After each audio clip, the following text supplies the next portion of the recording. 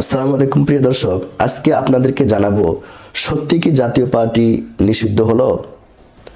আপনারা জানেন জাতীয় পার্টি 1986 সালে হুসাইন মোহাম্মদ এরশাদ এই দলটি প্রতিষ্ঠা করেছিলেন, কিন্তু তার অবর্তমানে এই পার্টির চেয়ারম্যান জিএম কাদের এবং এই দলটির মহাসচিব মুজিবুল হক চুন্নু। জাতীয় পার্টিকে সর্বসাধারণ মানুষ একসময় খুব ভালোবাসত। জাতীয় পার্টির এই প্রতীক লাঙ্গল মার্কাকে মানুষ খুব সাপোর্ট করত এবং উত্তরবঙ্গের মানুষ এই জাতীয় পার্টির লাঙ্গল দেখলেই আর কোনো প্রতীকের কথা বলতো না, তারা শুধু জাতীয় পার্টির কথাই, লাঙ্গলের কথাই বলতো। কিন্তু এই যে জনপ্রিয়তা, এটা হঠাৎ করে জাতীয় পার্টি কেন হারালেন, এর দুটি কারণ আপনাদেরকে বলবো।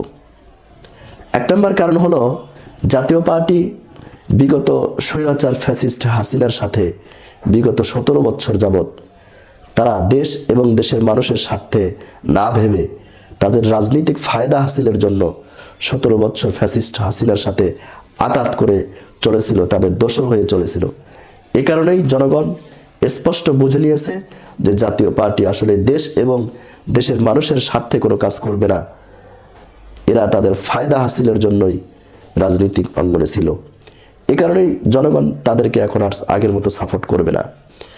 দেখেন, সব দলের নেতাকর্মীরাই তাদের মাঠ পর্যায়ে নির্বাচনী প্রস্তুতির জন্য দলের কার্যক্রম নিয়ে কাজ করতেছেন, কিন্তু জাতীয় পার্টি কিন্তু এখনো ওপেনে মাঠ পর্যায়ে নির্বাচনী প্রস্তুতির জন্য, দল গোছানোর জন্য কাজ করার সাহস পাচ্ছে না।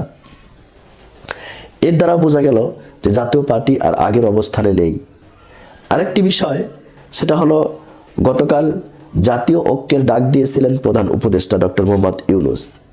ছোটখাটো সকল রাজনৈতিক দলের নেতাকর্মী সেখানে উপস্থিত ছিলেন, দাওয়াত পেয়েছিলেন, কিন্তু হতভাগা জাতীয় পার্টির নেতাকর্মীদেরকে দাওয়াত দেওয়া হয় নাই এবং তারা দাওয়াত পাননি। এর থেকেও বোঝা গেল যে জাতীয় পার্টি যে একটি এখন লাঞ্ছিত দল, অবাঞ্ছিত পার্টি, এটা কালকের এই মিটিং থেকেই বোঝা গেল যে দেশের স্বার্থে রাজনৈতিক দল এবং দেশ এবং দেশের মানুষের জন্য তারা কাজ করবে না। এই কারণেই তাদেরকে কিন্তু কালকে ডাকা হয় নাই। তাহলে আমরা এখান থেকে স্পষ্ট বুঝতে পারি যে জাতীয় পার্টি কিন্তু এখন তাদের আগের জনপ্রিয়তা হারিয়ে ফেলেছে। তারা এখন নিজেরাই লজ্জিত, অপমানিত, লাঞ্ছিত, কাজেই তাদেরকে এখন কোনো মূল্যায়ন করে না জনগণ। প্রিয় দর্শক, জাতীয় পার্টি সম্পর্কে আপনার মতামত কি এ বিষয়ে অবশ্যই কমেন্ট বক্সে জানাবেন।